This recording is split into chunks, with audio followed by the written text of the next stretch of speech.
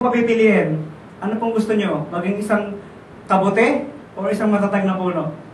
So it takes time. So dadaan po tayo, medyo maiinip po tayo, marami tayong endurance, but ang sabi po ng Lord, anak, sulit ang pag-aantay mo.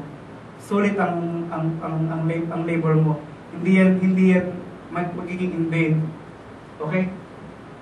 So ang conclusion ko lamang po, kung gusto po talaga natin mabago, sabi nga sa 2 Corinthians 5:17, kung gusto talaga natin maging new creation, two-way process po yan.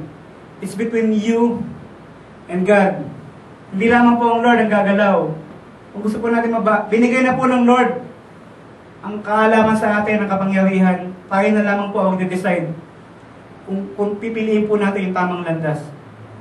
Okay, so ako po, I declare, hindi na po ako ito nananaan sa katawan ko, bagkus Yesu Cristo na po. So, I challenge you again mga kapatid, be transformed. God bless po.